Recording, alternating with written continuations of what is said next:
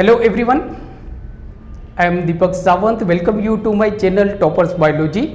और toppers biology की जो हमारी आरंभ बैच है इसमें भी आप सबका स्वागत है। बेटा, जैसे आप जानते हो कि जो हमारी आरंभ बैच है इसमें अभी हम standard 12 second chapter sexual reproduction in flowering plant पढ़ रहे हैं। इसके काफ़ी सारे लेक्चर हमारे हो गए हैं, वीडियो लेक्चर। अगर आपका कोई भी लेक्चर मिस हुआ है तो नीचे डिस्क्रिप्शन में मैंने इसकी लिंक दी हुई है, वो सारे वीडियो लेक्चर जो आपके मिस हुए हैं वो वीडियो लेक्चर को आप देख सकते हो। तो बेटा, आज हम बात करने वाले हैं standard 12 second chapter sexual reproduction in flowering plant. Sexual reproduction in flowering plant में आज का जो हमारा टॉपिक है वो टॉपिक है हमारा megasporogenesis. So megasporogenesis it is very very important topic. काफ़ी सारे क्वेश्चन आपकी बोर्ड की एग्जाम में भी इस टॉपिक में से पूछे जाते हैं और काफ़ी सारे क्वेश्चन आपकी नीट की एग्जाम में भी इस टॉपिक में से पूछे जाते हैं। तो बेटा, अगर देखा जाए तो आज का जो वीडियो लेक्चर है ये आपके लिए बहुत ही ज़्यादा इम्पोर्टेंट है। So please watch today video lecture till and. और आपके कुछ भी कमेंट्स है आप मुझे नीचे कमेंट्स बॉक्स में आप लिख सकते हो। तो चलो हम चैप्टर स्टार्ट करते हैं। तो आज हम पढ़ेंगे मेगास्पोरोजेनेसिस। तो सबसे पहले बेटा हम देखते हैं व्हाट इज मेगास्पोरोजेनेसिस। मेगास्पोरोजेनेसिस क्या होता है? तो megasporogenesis is a process which involves formation of megaspores from megaspores mother cell by meiotically division. So this process is known as a megasporogenesis. तो मेगास्पोरोजेनेसिस मतलब क्या? तो बेटा, ये जो डेफिनेशन है मेगास्पोरोजेनेसिस, सो ये डेफिनेशन आपकी बोर्ड के एग्जाम में भी पूछी जा सकती है। इवन जो बेसिक अंडरस्टैंड है उसके लिए भी आपको समझना पड़ेगा। तो मेगास्पोरोजेनेसिस का मतलब क्या होता है, मैं वापस डेफिनेशन को रिवाइज करता हूं।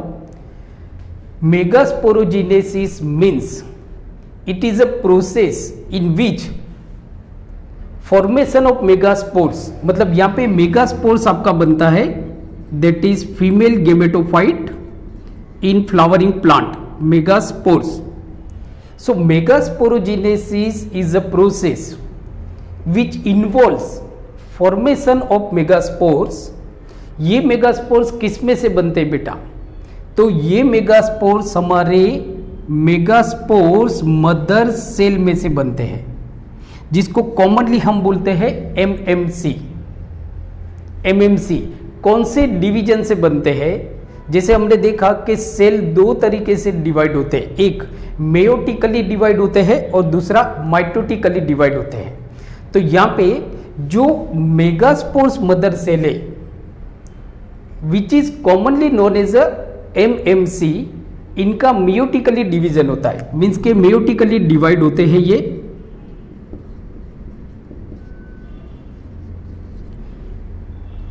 एंड जो मेगास्पोर्स बनते हैं बेटा, उस प्रोसेस को हम बोलते हैं मेगास्पोरोजेनेसिस।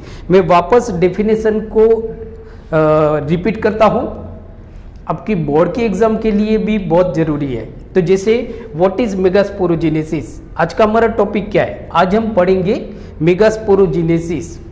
जो एंजियोस्पर्म होते हैं, मीन्स के जो फ्लावरिंग प्लांट होते हैं, उसमें मेगास्पोरोजेनेसिस या तो फॉर्मेशन ऑफ मेगास्पोरो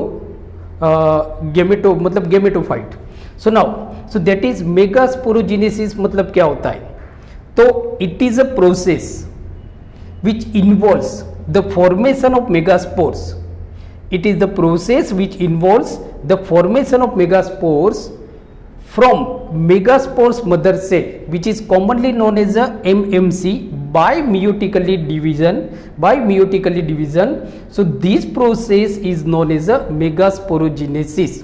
इस प्रोसेस को हम बोलते हैं मेगास्पोरोजेनेसिस, या तो एम्ब्रियोसेक या तो एम्ब्रियोसेक। तो megasporogenesis means formation of embryo sac, जिसको हम कॉमनली मेगास्पोरोजेनेसिस भी बोलते हैं। तो बेटा, यहाँ से आपको क्वेश्चन नीट में पूछा जाता है कि जैसे कि जो मेगास्पोर्स होते हैं या तो मेगास्पोरोजेनेसिस, ये कौन से सेल से डिवीजन, किसके कौन से सेल डिवाइड होते हैं, किस में से मतलब ये डिवाइड होते हैं?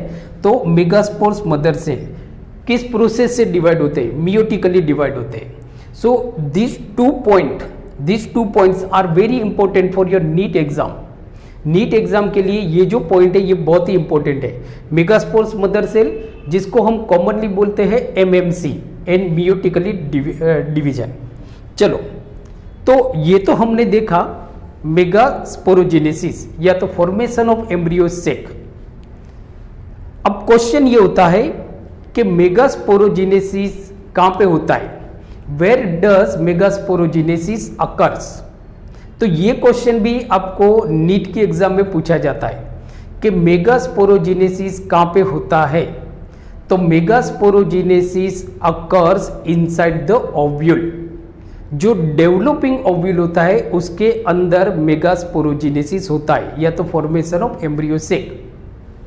तो याद रखना है बेटा कि megasporogenesis occurs inside the ovule, ये ओव्यूल के अंदर होता है। ये क्वेश्चन भी आपकी नीट के एग्जाम में पूछा जाता है। तो जैसे लास्ट वीडियो लेक्चर में हमने बात की थी गाइनोसियम के बारे में और उसके स्ट्रक्चर के बारे में हमने डिस्कशन की थी। अगर किसी भी बच्चे ने पिछला वीडियो लेक्चर नहीं देखा है, मतलब कि जहाँ पे हमने गाइनोसियम और उसके स्ट्रक्चर के बारे में हमने बात की थी, तो आप उस वीडियो लेक्चर को आप देख सकते हो, जिससे आज का जो हमारा टॉपिक है मेगास्पोरोजेनेसिस, ये बहुत अच्छी तरह से बेटा आपको मालूम पड़ जाएगा। फिर भी हम थोड़ा रिवाइज कर लेते हैं। तो जैसे आप देखो कि मेगास्पोरोजेनेसिस कहाँ पे होता है, तो हमने पिस्टिल के बारे में पढ़ा था या तो कार्पेल के बारे में हमने देखा था। पिस्टिल या तो कार्पेल जो एक्चुअली जो एंजियोस्पर्म होते हैं, मीन्स के जो फ्लावरिंग प्लांट होते हैं उनका मेन फीमेल रिप्रोडक्टिव ऑर्गन होता है। तो ये टिपिकल हमारा कार्पेल है, this is the typical carpel. ये आपका स्टेमेन है and this is the ovary, this is the ovary. So ये क्या हो गया? आपका स्टाइल हो गया, बराबर। ये हो गया आपका स्टिग्मा और ये हो गया हमारा ovary. So this is ovary, बराबर। नाउ लास्ट वीडियो लेक्चर में हमने इसके बारे में बात की थी, इसको हम बोलते हैं पिस्टिल या तो carpel, that is the gynoecium, means के main female reproductive organ in all flowering plant. जितने भी आपके फ्लावरिंग प्लांट है उनमें जो मेन फीमेल रिप्रोडक्टिव ऑर्गन होता है उसको हम बोलते हैं पिस्टिल या तो carpel. And this is the typical structure of the pistil. जो अपर फ्री एंड है जहां पे पोलन ग्रेन जर्मिनेट होते हैं उसको हम बोलते हैं स्टिग्मा। एंड बजल solo part of carpel is known as ovary and style is a long elongated part which connects stigma with the ovary, so that is called style. So this is the style. अब आप देखो ये जो ovary होते हैं इसके अंदर हमारा ओव्यूल होता है और ओव्यूल के अंदर हमारा एम्ब्रियो सेक बनता है, एम्ब्रियो सेक। तो ये समझो हमारा ओव्यूल है, तो ये ओव्यूल के अंदर आपका एम्ब्रियो सेक बनेगा या तो जिसको हम बोलते हैं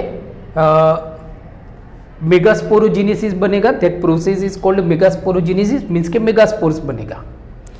अब आप देखो बेटा कि ये जो हमारा ओव्यूल अभी बन रहा है जब इनिशियल स्टेज में होता है, इनिशियल स्टेज में होता है, तो ये हमारा ओव्यूल है, ये हमारा ओव्यूल है। अभी ये ओव्यूल के अंदर, ये किसके अंदर है बेटा? ये जो हमारा ओव्यूल है ना, ये हमारा ओव्यूल ओवरी के अंदर है। मतलब कि पिस्टिल का जो बजल सोलो जो पार्ट था दैट इज कॉल्ड ओवरी। ये ओवरी के अंदर हमारा ओव्यूल है। ओवरी के अंदर एक या एक से ज्यादा ओव्यूल होते हैं, बराबर। ये हमारा एनाट्रोपस ओव्यूल है, this is the anatropous ovule.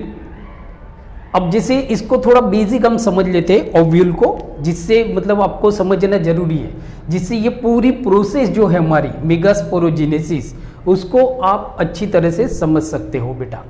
चलो, तो ये हमारा एनाट्रोपस ओव्यूल है, this is the anatropous ovule. मैं ब्लैक पेन से लिखता हूं।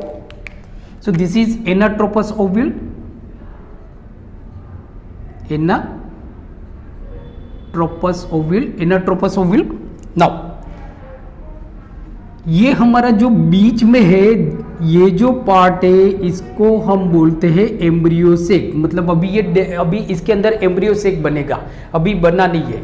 तो यहाँ पे बहुत सारे सेल होते हैं, बहुत सारे सेल होते हैं। कैसे सेल होते हैं आपके? न्यूसिलस, मतलब कि there is a mass of the cells of nucellus. बहुत सारे न्यूसिलस के सेल होते हैं। जैसे हमने लास्ट वीडियो लेक्चर में देखा था कि न्यूसिलस is the main part of the ovule. हमारा जो ओव्यूल होता है बेटा, उसका जो मेन पार्ट होता है उसको हम बोलते हैं न्यूसिलस। ये क्वेश्चन भी आपकी नीट की एग्जाम में काफी बार पूछा गया है, तो प्लीज रिमेंबर। अब आप देखो, ये ओव्यूल के ये जो हमारा बीच वाला जो पार्ट है, बराबर, जहां पे न्यूसिलस के सेल है, ये समझो बहुत सारे ऐसे सेल है आपके न्यूसिलस के, मास ऑफ न्यूसिलस सेल।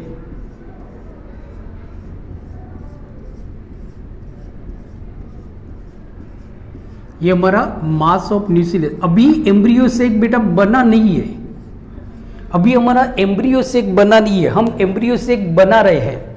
ये जो प्रोसेस है which involves formation of embryo sac, that process is known as a megasporogenesis. मतलब अभी हम देखते हैं कि किस तरह से ओव्यूल के अंदर एम्ब्रियो सेक बनता है। तो ये देखो, ये ओव्यूल का शुरुआत वाला स्टेज है, मतलब कि अभी ओव्यूल बन रहा है आपका, ओव्यूल आपका बन रहा है, बराबर। नाउ अब ये ओव्यूल बनता कहां पे है वो हमने देखा था। तो ये हमारा बनता है ओवरी के अंदर। तो समझो कि ये हमारी ओवरी है, दिस इज द ओवरी, बराबर। ये हमारा ओवरी है।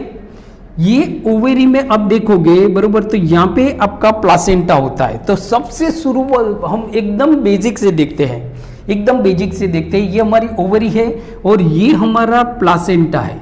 ओवरी के अंदर आप देखोगे ना, तो एक कुशन लाइक टिश्यू होते हैं, उस कुशन लाइक टिश्यू को हम बोलते हैं placenta. So that is called the placenta, placenta. Now अब आप देखो, अभी ये ओव्यूल है, ये पूरा जो स्ट्रक्चर है ना, ये ओव्यूल है। ये कहां पे होता है? ओवरी के अंदर होता है। तो ये हमारी खाली ओवरी है। अभी इसके अंदर ये ओव्यूल कैसे बनता है वो हम देखते हैं।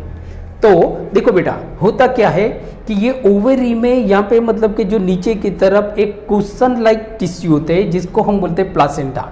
ये प्लासेंटा में से आप देखोगे एक स्मॉल, छोटा सा राउंडेड आउटग्रोथ, एक छोटा सा राउंडेड स्ट्रक्चर बाहर निकलता है।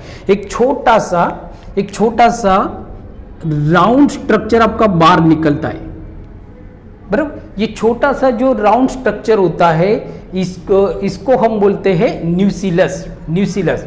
ये छोटा सा राउंड स्ट्रक्चर आपका बाहर निकलता है। अब इसके अंदर आप देखोगे, ये जो छोटा सा स्मॉल राउंडेड स्ट्रक्चर है, बराबर, इसके अंदर बहुत सारे सेल है। ये सारे सेल है, बहुत सारी ये सेल है। Mass of this cell inside it, बराबर। सो अब ये सेल कैसे होते हैं? तो ये जो सारे सेल है, अभी हम इसको, ये जो हमारा क्या बोलते हैं, ओव्यूल, ये ओव्यूल कैसे बनता है उसके बारे में हम बात करते हैं।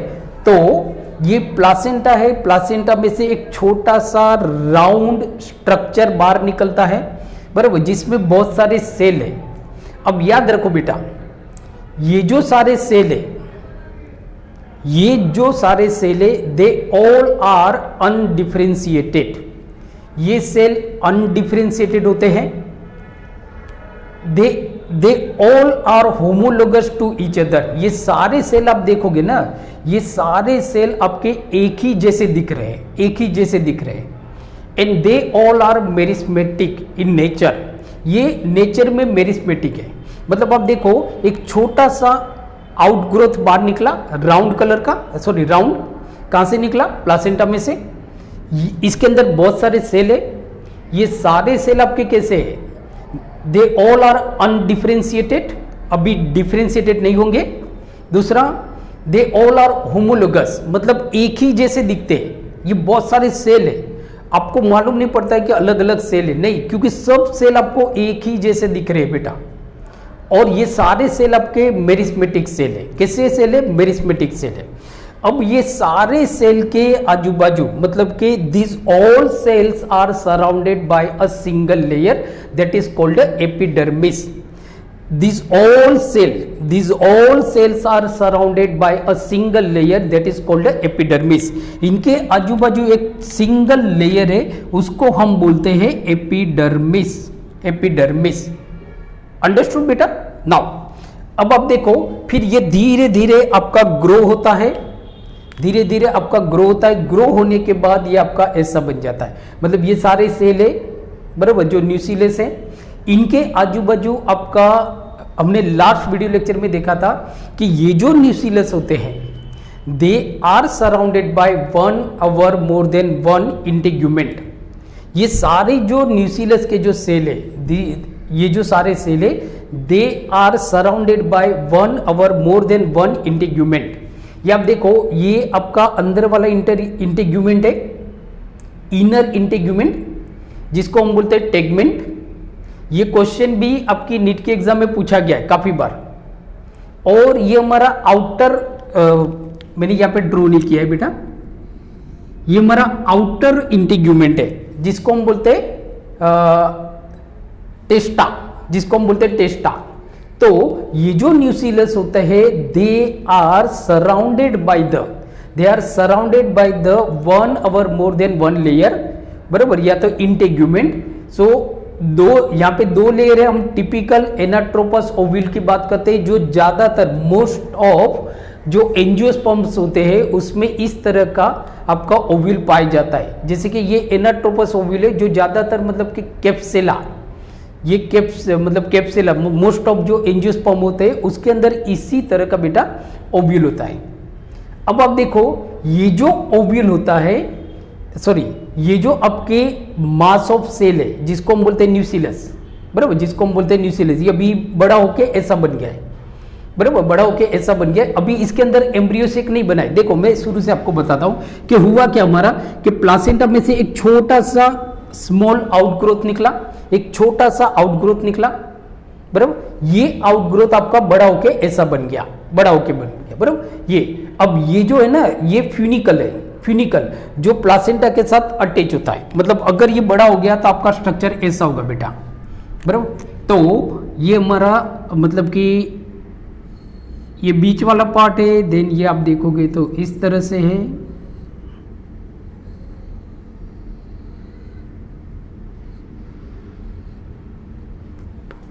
तो आप देखो, मतलब यहां पे अब देखोगे तो ये सारे आपके सेल है, मतलब इस स्ट्रक्चर को आप इसके साथ मैच कर सकते हो ना, ये बड़ा हो गया आपका, बराबर। नाउ तो ये जो पार्ट है ना, ये जो पार्ट आप देखो, दिस इज प्लासेंटा, तो और ये हमारा ओव्यूल है। सो प्लासेंटा इज, मतलब जो ओव्यूल है वो प्लासेंटा के साथ कनेक्ट है थ्रू फ्यूनिकल, इसको हम बोलते हैं funicle. So this is called funicle. ये सारा हमने लास्ट वीडियो लेक्चर में बेटा देखा हुआ है। अगर आपने मतलब मिस किया है तो वो वीडियो लेक्चर आप नीचे डिस्क्रिप्शन में लिंक दी हुई है, उस लिंक के थ्रू आप देख सकते हो, जिससे आपको बहुत इजीली मालूम पड़ जाएगा। तो this is the funicle. Funicle क्या होता है? फ्यूनिकल वो पार्ट होता है जो ओव्यूल को प्लासेंटा के साथ अटैच करता है। एक पार्ट होता है जहां पे ओव्यूल और फ्यूनिकल एक दूसरे के साथ कंबाइन है, जॉइंट है, उसको हम बोलते हैं हिलम। मतलब ये जो पार्ट है, या तो ये जो पार्ट है इसको हम बोलते हैं हिलम। ये सारे क्वेश्चन बेटा नीट में पूछे जाते हैं, ये सारे क्वेश्चन आपके नीट में पूछे जाते हैं। तो चलो, ये जो फिगर है ये इस तरह से बन गई। अब इसकी हमको जरूरत नहीं है, इसको हम मिटा देते हैं, बराबर। आई थिंक आपने समझ लिया होगा इसको, बराबर। तो इसको हम मिटा देते हैं, या तो अभी चलो रहने देते हैं जिससे कंफ्यूजन ना हो। अब आप देखो, अब ये जो मास ऑफ सेल है that is called nucleus. So they are surrounded by one or more integument, बराबर। ये पूरे जो न्यूक्लियस के जो सेल है ना, ये पूरे सेल आपके घिरे हुए हैं आजू बाजू से, इंटेग्यूमेंट से। बट एक जगह देखोगे तो यहां पे आप देखोगे ना कि गैप है, जहां पे मतलब कि जो इंटेग्यूमेंट है ना वो एब्सेंट है बेटा, इंटेग्यूमेंट एब्सेंट है। So there is a gap, so this gap is called micropylar. So this this is very important point. इसके लिए मैं आपको बताता हूं, क्योंकि if you want to understand the complete process of megasporogenesis, you should understand the basic structure of the ovule. But so therefore I explain in very detail because it is very important. Then you can easily understand the complete process of megasporogenesis बेटा। तो please थोड़ा आपको lecture लंबा लगेगा but बहुत important है, बहुत ही ज्यादा इंपॉर्टेंट है। अगर ये पूरा लेक्चर आप अच्छी तरह से देखोगे, आई एम 100% श्योर बराबर कि आपको पूरी प्रोसेस मेगास्पोरोजेनेसिस आपको पूरी इजीली याद हो जाएगी, पूरी इजीली आप समझ लोगे बराबर। नाउ तो हमने देखा कि मतलब कि जो न्यूसिलस होते हैं दे आर सराउंडेड, मतलब उनके आजू बाजू एक या एक से ज्यादा इंटेग्यूमेंट होते हैं, एक या एक से ज्यादा इंटेग्यूमेंट होते हैं बराबर। नाउ बट ये जो इंटेग्यूमेंट होते हैं ना यहाँ पे एब्सेंट है, मतलब यहाँ पे है नहीं इंटेग्यूमेंट। समझो कि आपके आजू बाजू कोई दीवार कर देता है, आपको पूरी दीवार से घेर देता है। बट जैसे समझो मेरे आजू बाजू आप दीवार करते हो तो ऐसे यहां से यहां तक आप दीवार कर दी, उसको हम उस दीवार को हम उस वॉल को हम क्या बोलेंगे बेटा, उस वॉल को हम बोलेंगे इंटेग्यूमेंट। बट ये जो वॉल है यहां से यहां जा रही है बट यहां पे एब्सेंट है, आगे एब्सेंट है, जिससे मुझे आने जाने का रास्ता इजीली ओपन रहता है। तो जहां पे मतलब गैप है, ये जो गैप है this gap is called a micropylar. This is very important. So this gap is known as a micropylar, बराबर, माइक्रोपाइलर। नाउ ये माइक्रोपाइलर की जो ऑपोजिट साइड्स होती है, माइक्रोपाइलर की जो ऑपोजिट साइड्स होती है ओव्यूल में, जो माइक्रोपाइलर एंड होता है इसको हम बोलेंगे माइक्रोपाइलर एंड बराबर। ये समझो हमारा ओव्यूल है तो ये दो एंड है, एक एंड यहां पे है जिसको हम बोलेंगे माइक्रोपाइलर एंड। अब ये माइक्रोपाइलर एंड के सामने वाला जो एंड है जिसको हम बोलेंगे chalazal end. So this is chalazal end, this is chalazal end बराबर, and this is micropylar end. This should be understand बराबर, ये आपको समझना पड़ेगा।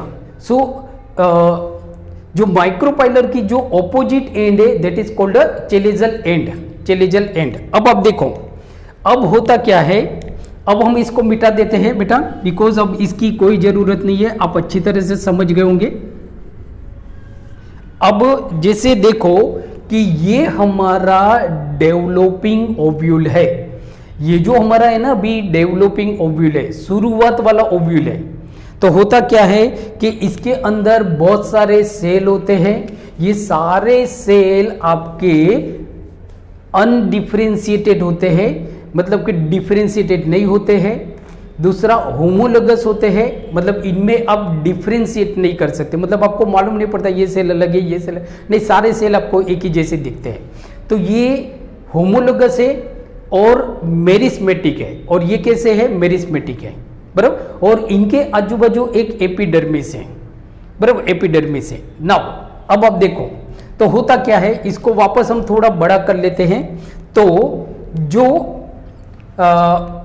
मतलब माइक्रोपाइलर एंड की तरफ, माइक्रोपाइलर एंड की तरफ एक सेल होता है, माइक्रोपाइलर एंड की तरफ बराबर, ये जो एपिडर्मिस है उसके नीचे वाले जो सेल होते हैं उनको हम बोलते हैं हाइपोडर्मल। हाइपोडर्मल रीजन में एक सेल होता है, एक सेल होता है बराबर, कहां पे होता है माइक्रोपाइलर एंड की तरफ बराबर, एक सेल होता है। ये सेल डिफरेंशिएटेड होता है और साइज में लार्ज होता है, साइज में लार्ज होता है। मैंने आपको बताया नहीं, ये सारे सेल जो है ना ये आपके अनडिफरेंशिएटेड है, होमोलोगस है। बट जो माइक्रोपाइलर एंड की तरफ हाइपोडर्मल रीजन में, मतलब कि जो एपिडर्मिस होता है उसके नीचे वाला जो लेयर होता है उसको हम बोलते हैं हाइपोडर्मल। ये हाइपोडर्मल रीजन के नीचे एक सेल होता है, उस सेल को हम बोलेंगे, मतलब कि that is the single hypodermal cell in the cells of nucellus, बरोबर, near the micropylar end, near the micropylar end start to differentiated and increase in the size. ये जो सेल है ये डिफरेंशिएटेड होना शुरू करता है और साइज इसकी बढ़ने लगती है। तो जैसे हम देखो उसको हम ब्लैक कलर से बताते हैं, उसको हम ब्लैक कलर से बताते हैं जिससे आपको मालूम पड़ जाए। तो आप देखो ये जो सेल है ये साइज में बड़ा हो गया, ये जो सेल है आपका साइज में बड़ा हो गया, इसको हम बोलेंगे हाइपोडर्मल सेल। ये एक ही होता है, एक ही सेल है, हाइपोडर्मल सेल है, इसको अब हम बोलेंगे हाइपोडर्मल सेल क्योंकि एपिडर्मिस के नीचे वाले रीजन में है, माइक्रोपाइलर एंड की तरफ है, ये अनडिफरेंशिएटेड हो गया। बाकी सारे जो सेल है ना अभी वो तो सॉरी ये डिफरेंशिएटेड स्टार्ट हो गया, बाकी सारे सेल अभी अनडिफरेंशिएटेड स्टेज में है। नाउ ये सेल आप देखोगे साइज में बड़ा हो गया। अब आप देखो ये जो सेल है, दिस सिंगल सेल, ये जो सिंगल सेल है इट अपियर्स डिफरेंटली, बराबर, from the rest of this cell. ये जो सेल है ना आपका, ये दिखने में बाकी सारे जो सेल है ना उनसे अलग दिखता है। क्यों अलग दिखता है? बिकॉज इसके अंदर डिस्टिंक्ट न्यूक्लियस है, it appears different from the rest of the cell because it has a distinct nucleus and has dense cytoplasm। इसके अंदर आप देखोगे ना तो डिस्टिंक्ट न्यूक्लियस है, जैसे देखो बेटा मेरी यहाँ पे न्यूक्लियस भी अलग बताया हुआ है और इसके अंदर बहुत सारा क्या बोलते हैं, बहुत सारा साइटोप्लाज्म है। इनके कंपेयर में इनमें बहुत सारा साइटोप्लाज्म है। इस सेल को हम बोलेंगे archesporial cell. So this is called archesporial cell. ये बहुत इंपॉर्टेंट है, आर्किस्पोरियल सेल, इसको हम बोलेंगे आर्किस्पोरियल सेल। अंडरस्टूड? नाउ तो क्वेश्चन आपको नीट में बेटा क्या पूछा जाता है कि ये जो आर्किस्पोरियल सेल है ये कहां पे होता है? चेलेजल जो एंड होता है वहां पे होता है, मतलब चेलेजल एंड की तरफ जो हाइपोडर्मल रीजन होता है वहां पे होता है, या तो माइक्रोपाइलर एंड की तरफ होता है। तो आपका राइट ऑप्शन होगा, बराबर, योर राइट ऑप्शन इज ये जो आर्किस्पोरियल सेल है it is near to the micropylar end, it is near to the micropylar end. ये है तो न्यूसिलस का ही सेल, ये है तो आपका न्यूसिलस का ही सेल, ये आर्किस्पोरियल सेल। चलो ये तो आप अच्छी तरह से समझ गए। अब ये जो आर्किस्पोरियल सेल है ये आर्किस्पोरियल सेल पेरिक्लिनली डिवाइड होगा। ये जो आर्किस्पोरियल सेल है ये पेरिक्लिनली डिवाइड होगा। अब जैसे देखो मैं इसको वापस इस पॉइंट को हम यहाँ पे लिखते हैं, ये जो सेल है ये पेरिक्लिनली डिवाइड होगा। ये समझो हमारा क्या है, ये न्यूसिलस वाला पार्ट है, बराबर। नाउ ये आप ये समझो जो मैं सी कर रहा हूं वो चेलेजल एंड है और जो एम कर रहा हूं वो आपका माइक्रोपाइलर एंड है। जो एम है मतलब आप ऐसा समझ लो नीचे वाला जो पार्ट है हमारे लिए अभी इस लेक्चर के लिए जो नीचे वाला पार्ट है that is the micropylar and, और ऊपर वाला जो है उसको हम बोलते हैं चेलेजल एंड, बराबर। नाउ अब जैसे हमने देखा कि ये जो माइक्रोपाइलर एंड की तरफ जो सेल है ये साइज में बड़ा हो गया, बराबर। नाउ अब ये बड़ा होके दो सेल मतलब कि ये पेरिक्लिनली डिवाइड होगा। पेरिक्लिनली डिवाइड होने के बाद ये दो सेल बनाएगा। एक मतलब ये जो सेल है आपका ये पेरिक्लिनली डिवाइड हो गया और दो सेल बनाएगा, एक ये और दूसरा ये, और बाकी सारे अब देखोगे तो न्यूसिलस के बाकी सारे सेल है।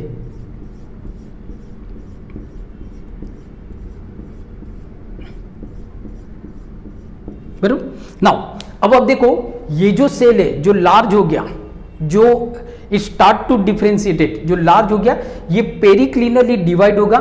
पेरिक्लिनली डिवाइड होने के बाद ये दो सेल बनाएगा। एक बाहर की तरफ आप देखो तो ये माइक्रोपाइलर है, बराबर, तो ये एक सेल जो है ना वो बाहर की तरफ है, उसको हम बोलेंगे बाहर की तरफ वाला जो सेल है। ये बहुत ही इंपॉर्टेंट पॉइंट है, नीट पॉइंट ऑफ व्यू से इट इज वेरी इंपॉर्टेंट। ये जो बाहर की तरफ है उसको हम बोलेंगे primary parietal cell, primary parietal cell, इसको हम बोलेंगे प्राइमरी पेरिएटल सेल। और जो अंदर की तरफ है, जो अंदर की तरफ है उसको हम बोलेंगे प्राइमरी, जो अंदर की तरफ है उसको हम बोलेंगे primary sporogenous cell, sporogenous cells. अब यहां से बहुत ही इंपॉर्टेंट नीट का क्वेश्चन आपका आता है। जैसे आपको पूछा जाएगा कि which cell act as a megaspores mother cell. जैसे हमने लेक्चर की शुरुआत में बेटा हमने देखा था डेफिनेशन, बराबर। In the beginning of the lecture we had learn about what is the definition of the megasporogenesis. So definition of megasporogenesis is what? So it is a process which involves, it is the process which involves the formation of megaspores from megaspores mother cell, from megaspores mother cell। मतलब अब आप देखो तो ये जो हमारा primary sporogenous cell है actually it acts as a megaspores mother cell. तो दिस क्वेश्चन, ये जो क्वेश्चन है ये आपको काफी बार आपकी नीट की एग्जाम में पूछा गया है बेटा, काफी बार पूछा गया है। तो प्लीज थोड़ा ध्यान रखिए, बहुत इजी चैप्टर है, बहुत ही इजी टॉपिक है, ज्यादा कॉम्प्लिकेटेड नहीं है। थोड़ा आपको बेसिक अंडरस्टैंड करना है, थोड़ा स्ट्रक्चर आपको समझना है, बराबर। सो नाउ जैसे मैंने आपको क्या बताया है कि ये जो हमारा माइक्रोपाइलर एंड की तरफ जो हाइपोडर्मल रीजन के अंदर जो एक सेल है, ये जो एक सेल है ये स्टार्ट होता है, डिफरेंशिएटेड होता है and then increase in the size में ये इंक्रीज होता है। मतलब अब ये जो सेल है ये सेल बाकी सारे जो सेल है ना इनसे अलग दिखता है। क्यों अलग दिखता है? Because it has a distinct nucleus and dense cytoplasm. Now this cell, ये जो आपका सिंगल हाइपोडर्मल सेल है, इट स्टार्ट मतलब ये पेरिक्लिनली डिवाइड होगा and it forms outer primary parietal cell and inner primary sporogenous cell. तो हमारा right question क्या होगा, राइट ऑप्शन हमारा क्या होगा? Primary sporogenous cell. मींस कि ये जो स्पोरोजेनियस सेल है it acts as a microspores mother cell. ये क्वेश्चन आपको पूछा जाएगा। तो ये जो स्पोरोजेनियस सेल है it acts as a megaspores mother cell which is commonly known as a MMC, बहुत ही इंपॉर्टेंट पॉइंट है, बहुत ही इंपॉर्टेंट पॉइंट है। अगर समझो कि कोई भी क्वेश्चन इसमें से नहीं पूछा जाता है, फिर भी ये क्वेश्चन पूछे जाने की प्रोबेबिलिटी बेटा बहुत ज्यादा है, बहुत ही ज्यादा है। तो प्लीज फोकस कीजिए कहां से नीट में क्वेश्चन आते हैं जो कभी कभी आपको लगता है कि भाई कॉम्प्लिकेटेड क्वेश्चन है, ऐसा तो कहीं पे भी हमने एनसीईआरटी में नहीं पढ़ा हुआ है। बट ऐसा कुछ नहीं होता है, कभी कभी आपको एनसीईआरटी को, कभी कभी नहीं ज्यादातर, मतलब कि जैसे हम देखते हैं कि बायोलॉजी में एनसीईआरटी को हम बाइबल करते हैं, बाइबल बोलते हैं। बाइबल, जैसे अभी आप देखो कि एक मूवी आ रही है RRR, बराबर, RRR। एक मूवी आ रही है हमारी RRR। बेटा ये जो RRR है इसको आप अपनी नीट की प्रिपरेशन के लिए इसको फॉलो कर सकते हो। जो अभी हमारी मूवी आ रही है RRR, बराबर, RRR, मुझे डायरेक्टर का नाम याद नहीं आ रहा है, जिन्होंने बाहुबली बनाई थी, बराबर, वही इनके डायरेक्टर है। उनकी एक मूवी आ रही है RRR। ये RRR को आप अपनी नीट की एग्जाम के लिए अप्लाई कर सकते हो। R मतलब read NCERT step by step, मतलब कि read NCERT very carefully, NCERT को अच्छी तरह से रीड करो। रीड करने के बाद क्या है आपका रिवाइज, जो इंपॉर्टेंट पॉइंट है इसको रिवाइज करो, जो इंपॉर्टेंट पॉइंट है उसको रिवाइज करो। और जो थर्ड आर है इसका मतलब होता है रिमेंबर, याद करो। तो देन आपकी जो नीट की एग्जाम है वो आपके लिए बहुत इजी हो जाएगी। So for NEET exam and specially for biology, so NCERT is a Bible. Read NCERT को बहुत ही केयरफुली रीड करो, बहुत इंपॉर्टेंट। और कुछ पॉइंट आपके बाहर से आते हैं, मतलब कि ऐसा लगता है बाहर से आता है। तो ये जो प्राइमरी स्पोरोजेनियस सेल है, it acts as a megaspores mother cell. अब आप देखो, ये जो प्राइमरी स्पोरोजेनियस सेल है ये मेगास्पोर्स मदर सेल की तरह एक्ट करेगा। नाउ अब आप देखो, ये जो प्राइमरी मेगास्पोर्स है, मतलब कि ये जो प्राइमरी स्पोरोजेनियस सेल है, बराबर। नाउ ये प्राइमरी स्पोरोजेनियस सेल, अब हाँ एक चीज याद रखना है कि ये जो प्राइमरी स्पोरोजेनियस सेल है ये आपका माइटोटिकली डिवाइड होगा, बराबर, और ये आपके 4 सेल बनाएंगे, बराबर। तो आप देखोगे 4 सेल बनेंगे, बराबर, 4 आपके बने मेगा, मतलब के 4 सेल बने आपके, जिसको हम क्या बोलते हैं, मेगा, मतलब के megaspores mother cell. Megaspores mother cell बने, 4 बने, बराबर। बट ये 4 में से जो माइक्रो, मतलब कि आपका जो माइक्रोपाइलर एंड की तरफ जो सेल है, बराबर, वही आपका फंक्शनल रहेगा, और जो चेलेजल एंड की तरफ जो सेल है, बराबर, वो आपके डीजनरेट हो जाएंगे। सो ये जो सेल है इसको हम बोलते हैं functional megaspores. So this is called functional megaspores. 4 cell बनेंगे, 4 में से 3 सेल, 3 जो सेल है वो आपके डीजनरेट हो जाएंगे। 3 जो सेल है वो आपके डीजनरेट हो जाएंगे, बराबर। और एक्चुअली ये जो 3 सेल है डीजनरेट हो जाएंगे, they provide nutrition to the developing, या तो to the functional megaspores, to the functional megaspores. जो फंक्शनल मेगास्पोर्स है उसको न्यूट्रिशन प्रोवाइड करेंगे, उसको न्यूट्रिशन प्रोवाइड करेंगे। अब आप देखो, तो अब ये जो हमारा फंक्शनल मेगास्पोर्स है, मतलब कि ये नहीं, बराबर, प्राइमरी पेरिएटल सेल नहीं, ये आपका जो स्पोरोजेनियस सेल है ये मेगास्पोर्स मदर सेल की तरह एक्ट करेगा। ये मेगास्पोर्स मदर सेल जो है वो अब डिवाइड होगा, और डिवाइड होने के बाद ये 4 सेल बनाएगा, मतलब कि, और ये जो 4 सेल होते हैं दे अरेंज इन अ लीनियर टिट्रेट। ये जो चारों सेल होते हैं ये लीनियर टिट्रेट में अरेंज हो जाते हैं। सो आउट ऑफ 4 सेल, बराबर, 3 cells are degenerate and only 1 cell जो होता है वो आपका फंक्शनल रहता है, वो आपका फंक्शनल रहता है। तो जो 1 सेल है जो फंक्शनल रहता है उसको हम बोलते हैं फंक्शनल मेगास्पोर्स। अब होता क्या है, ये जो फंक्शनल मेगास्पोर्स है अब बहुत इजी है आपका, बराबर। ये जो आपका फंक्शनल मेगास्पोर्स है ये साइज में इंक्रीज होगा, ये जो साइज में इंक्रीज होगा, बराबर, साइज में आपका इंक्रीज होगा। ये इस, मतलब ये हमारा फंक्शनल मेगास्पोर्स है, ये इसका न्यूक्लियस है, बराबर। नाउ ये functional megaspores increase in the size by getting nutrition from the surrounding cells of the nucleus.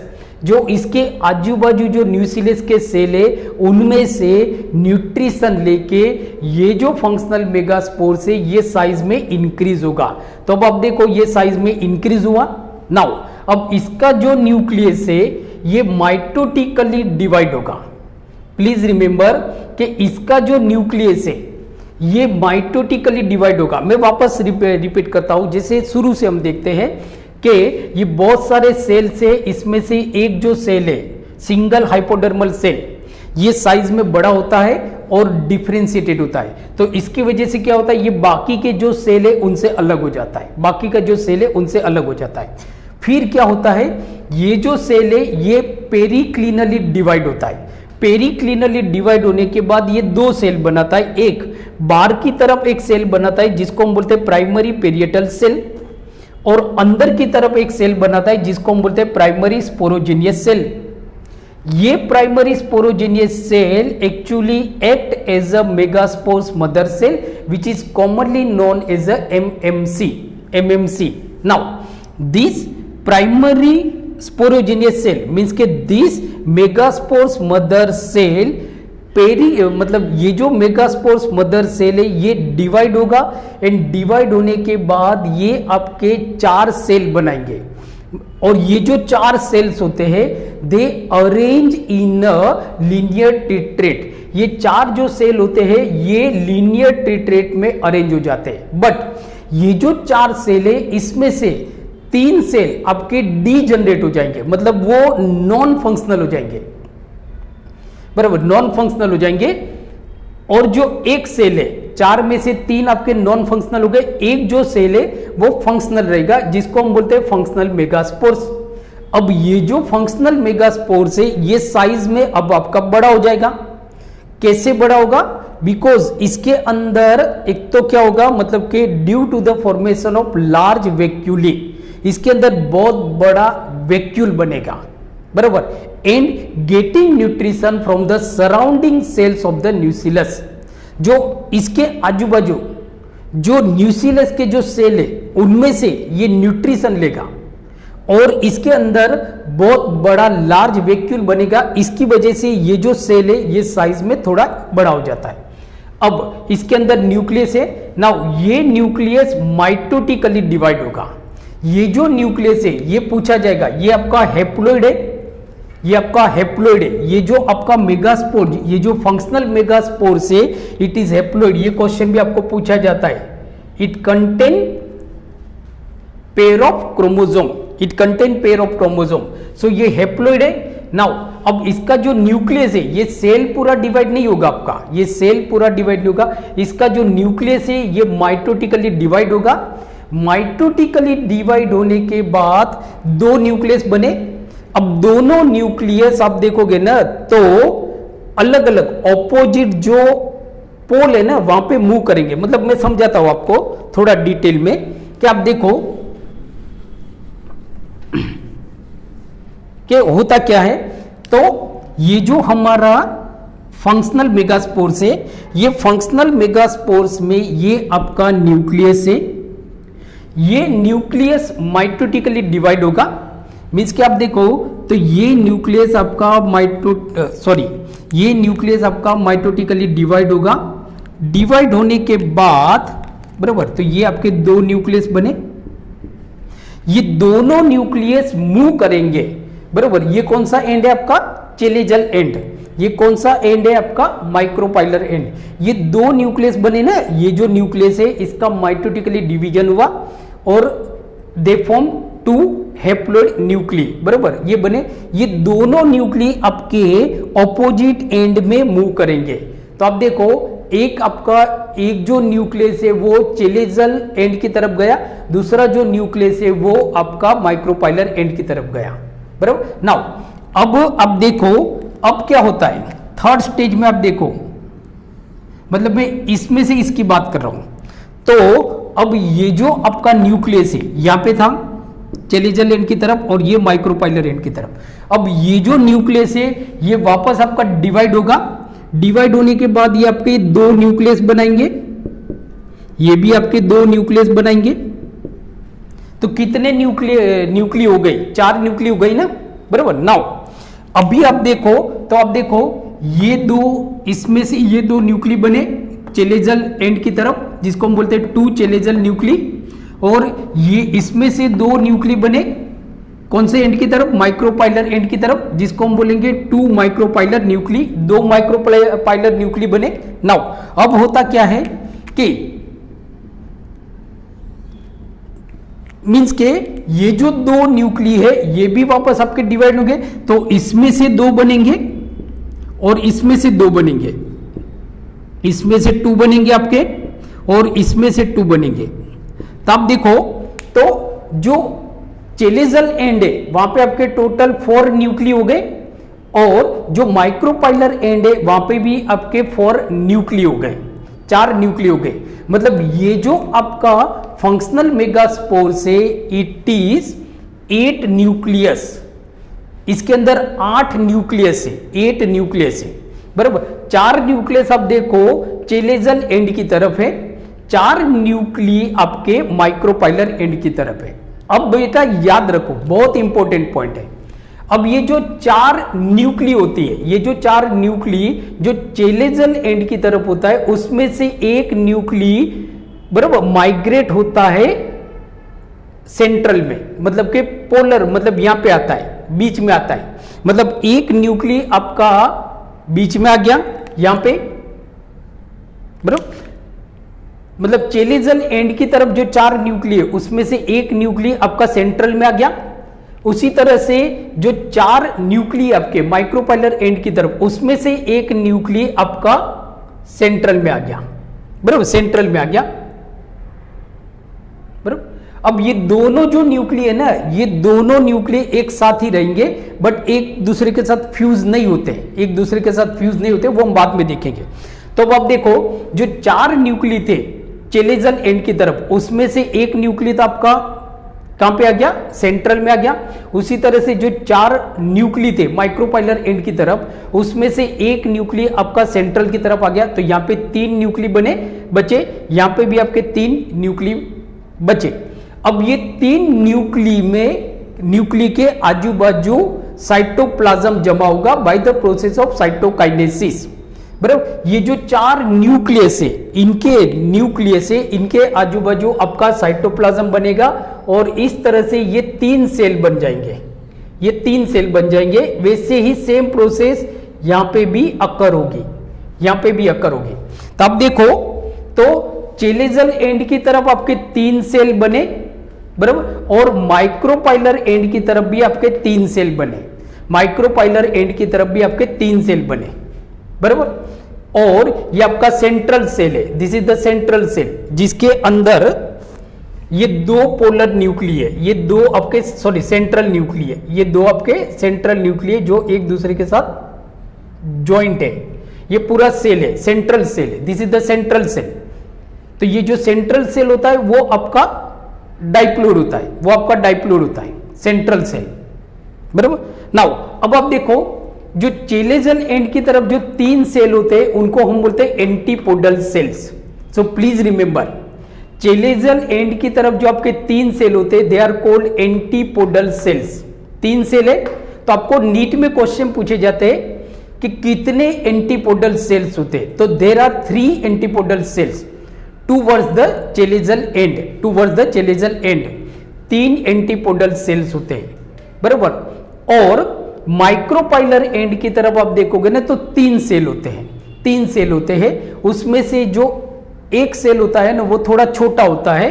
3 cell होते हैं, ये 3 सेल, एक जो सेल होता है वो थोड़ा छोटा होता है, जिसको हम बोलते हैं एग सेल्स। और बाकी के जो 2 सेल होते हैं माइक्रोपाइलर एंड की तरफ, वो जो एक सेल होते हैं उनसे साइज में बड़े होते हैं, उनको हम बोलते हैं सिनर्जिड्स, उनको हम बोलते हैं सिनर्जिड्स। तो और कंबाइनली अब देखो, माइक्रोपाइलर एंड की तरफ जो 3 सेल है, जिसके अंदर एक सेल है और 2 सिनर्जिड्स है, ये एक सेल और 2 सिनर्जिड्स, इसको हम कंबाइनली बोलते हैं egg apparatus, that is called egg apparatus, commonly known as egg apparatus, egg apparatus. अब ये बेटा यहां से नीट में आपको क्वेश्चन पूछा जाएगा कि एग एपार्टस कहां पे बनता है, तो एग एपार्टस आपका जो माइक्रोपाइलर एंड होता है वहां पे होता है। दूसरा आपको ये पूछा जाएगा कि एग एपार्टस के अंदर कितने सेल होते हैं, तो याद रखो, एक आपका एग सेल होता है और 2 आपके सिनर्जिड्स होते हैं। ये क्वेश्चन आपको पूछा जाएगा, very very important question, very very important question. तो egg apparatus form at a micropylar and are consists of 1 egg cell plus 2 synergids, 2 synergids से बनते हैं, 2 सिनर्जिड्स से बनते हैं, बराबर। तो अब आप देखो, ये हमारा बन गया एम्ब्रियोसेक, ये हमारा बन गया एम्ब्रियोसेक, यहां पे बनता है, ये हमारा एम्ब्रियोसेक बन गया। तो अब आप देखो, इस तरह से आपका बनेगा एम्ब्रियोसेक, ये पूरी प्रोसेस। तो ये हमारा एम्ब्रियोसेक बना, ये कौन सा एंड है, चेलेजल एंड है। चेलेजल एंड की तरफ क्या होता है, ये हमारा एम्ब्रियोसेक बना। चेलेजल एंड की तरफ क्या होता है, तो चेलेजल एंड की तरफ आपका एंटीपोडल सेल्स होते हैं। कितने सेल होते हैं एंटीपोडल? 3 सेल होते हैं। तो 3 एंटीपोडल सेल्स 1, 2 एंड 3, ये 3 एंटीपोडल सेल्स। और माइक्रोपाइलर एंड की तरफ आपके एग एपार्टस होता है। एग एपार्टस मतलब 3 सेल होते हैं, 2 आपके सिनर्जिड से और एक सेल है, बराबर। और सेंट्रल में आप देखोगे ना तो 2 न्यूक्लियस होते हैं जिसको हम बोलते हैं पोलर न्यूक्ली, बराबर, सॉरी सेंट्रल न्यूक्ली बोलते हैं। ये दोनों जो सेंट्रल न्यूक्लियस है ना, ये अभी एक दूसरे के पास रहेंगे, but they do not fuse with each other, बराबर। They fuse just before the fertilisation.